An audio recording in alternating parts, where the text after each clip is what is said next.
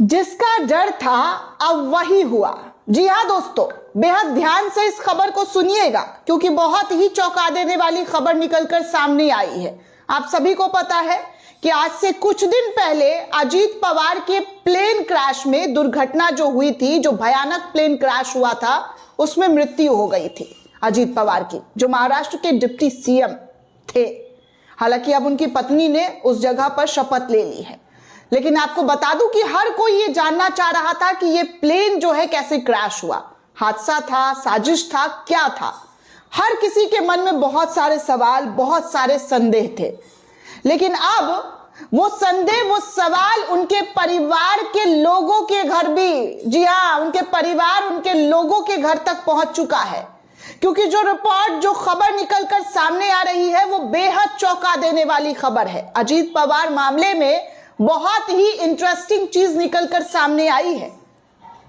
हर कोई ये जानना चाह रहा था कि क्या हुआ है, इतना भयानक, जी हाँ, इतना भयानक हादसा कैसे हो गया। सब कुछ ठीक था, सब कुछ अच्छा था, मात्र 100 मीटर ऊपर जो है प्लेन लड़खड़ाने लगा और फिर नीचे उतरते उतरते वो टुकड़े टुकड़े में तब्दील हो गया। हर तरफ आग और मलबा दिखाई दिया और अजीत पवार कुछ मिनट तक सरवाइव करते रहे और इस दुनिया को अलविदा कह दिया।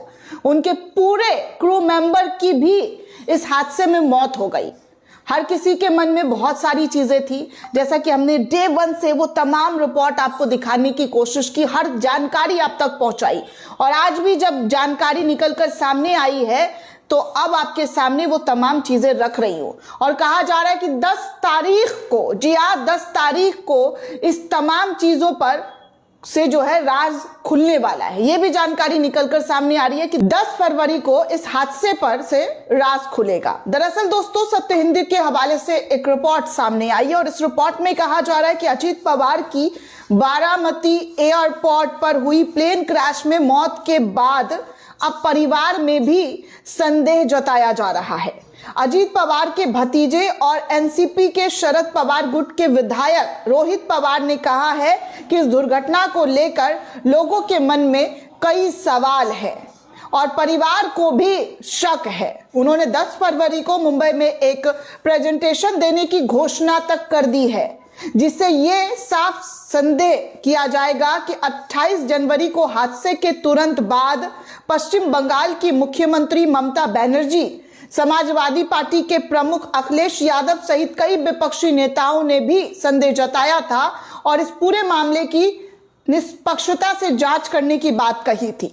ममता बनर्जी ने कहा, यहां तक कि मीडिया में पढ़ कर बताया था कि अजीत पवार जो है बीजेपी को छोड़कर शरद पवार की एनसीपी में लौटने वाले थे।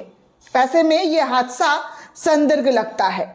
इसी बीच अब पवार परिवार को भी संदेह वाला बयान जो है वो निकलकर सामने आ गया है। रोहित पवार ने बारामती में पत्रकारों से बातचीत करते हुए कहा कि हर किसी के मन में सवाल है कि हादसा कैसे हुआ। एविएशन एक्सपर्ट्स और पायलट से बात करने पर भी कई संदेह है। हम परिवार वाले भी संदेह में हैं।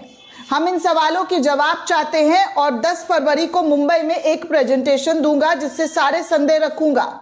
उम्मीद है कि हमें इसका जवाब मिलेगा। वहीं एनसीपी सांसद बजरंग सोनवने ने कहा कि प्लेन में बम लगाया गया हो सकता है।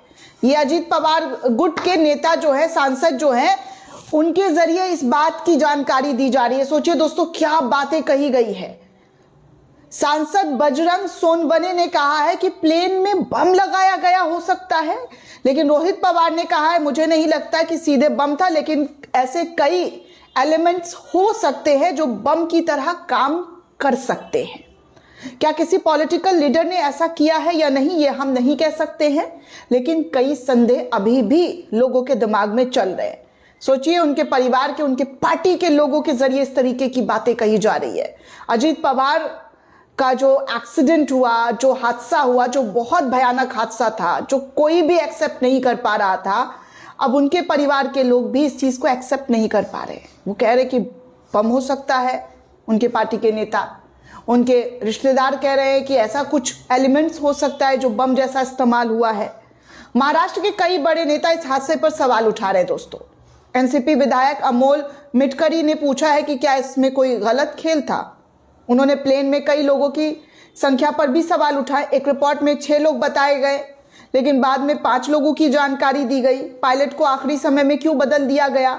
क्या उस समय कोहरा था जैसा दावा किया गया? ये सब कुछ बताया जा रहा है। अभी तो ये मैं पढ़कर दोस्तों शॉक्ड हूं कि पायलट को आखिरी समय में क्यों बदल दिया गया। जिस पायलट के साथ पवार उड़ने वाले थे, अब इन लोगों के जरिए कहा जा रहा है कि पायलट को बदल दिया गया। शिवसेना यूबीटी सांसद संजय राउत ने कोर्ट में निगरानी की जांच की मांग तक उठाई है। उन्होंने कहा कि क्या अजीत पवार के पास भाजपा से जुड़ी कोई महत्वपूर्ण फाइलें थी? क्या हादसे में कोई फाइल प्ले है? फडणवीस जी क्यों कह रहे हैं कि मौत को पॉलिटिसाइज ना किया जाए? क्यों वो घबराए हुए हैं? क्या वो जिम्मेदार है? इस तरीके की बातें कही जा रही है। पश्चिम बंगाल की मुख्यमंत्री ममता बनर्जी ने भी सबसे ज्यादा जोरदार तरीके से सुप्रीम कोर्ट की निगरानी में जांच की मांग की है। हादसे के तुरंत बाद उन्होंने पत्रकारों से बातचीत की। ये बहुत सदमे वाली खबर है दोस्तों। अजीत पवार का प्लेन क्रैश में निधन हो गया। देश में लोगों की सुरक्षा जो है बिल्कुल भी नहीं बची है, राजनीतिक नेताओं की भी नहीं। मैंने कुछ दिन पहले सोशल मीडिया पर पढ़ा था कि अजीत पवार बीजेपी छोड़कर वापस शरद पवार एनसीपी में लौटने वाले थे। ऐसे में यह हादसा संदिग्ध बताता है। ये सब कुछ ममता बनर्जी ने खुल्लम तौर पर कहा है दोस्तों।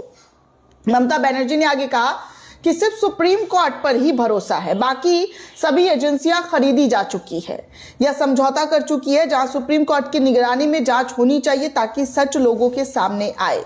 समाजवादी पार्टी के नेता अखिलेश यादव ने भी कुछ ऐसा ही कहा, जांच की मांग उठाई। जांच जरूरी है, तभी हादसे का सच सामने आएगा। आरजेडी नेता लालू प्रसाद यादव ने भी शोक जताते हुए कहा था कि बारामती प्लेन हादसे में महाराष्ट्र के डिप्टी सीएम अजीत पवार जी के निधन का बहुत ही दुखद समाचार मिला। ईश्वर उनकी आत्मा को शांति दे और परिवार के समर्थक और उनको दुख सहने की ताकत दे। हादसे की उच्च स्तरीय जांच होनी चाहिए। जम्मू कश्मीर के मुख्यमंत्री उमर अब्दुल्ला ने भी जांच की मांग की और इसे सिर्फ हादसा मानने से जो है इनकार कर दिया कि यह हादसा नहीं हो सकता है। बीजेपी नेता और महाराष्ट्र के मुख्यमंत्री देवेंद्र फडणवीस ने कहा अजीत पवार की मौत को राजनीतिकरण ना किया जाए। Civil aviation minister Muralidharan Mohol ने बताया कि एयरक्राफ्ट एक्सीडेंट इन्वेस्टिगेशन ब्यूरो और डीजीसीए तेजी से जांच कर रही है, लेकिन फिलहाल जांच के बारे में अभी कोई ठोस जानकारी निकलकर सामने नहीं आई है। जो चीजें आ रही है, जो बयानबाजी की जा रही है, वो सब कुछ आपके सामने एज इट लाकर रख दिया है दोस्तों कि क्या और किस तरीके की बातें इस वक्त अजीत पवार के मामले में एक बार फिर से शुरू हो गई है। दोस्तों, इस पूरे रिपोर्ट को लेकर आप क्या सोचते हैं? आपकी क्या प्रतिक्रिया है? हमें कमेंट करके जरूर बताइएगा। साथ ही साथ चैनल को ज्यादा से ज्यादा लाइक, शेयर और सब्सक्राइब करना बिल्कुल भी ना भूलें। जय हिंद, जय भारत।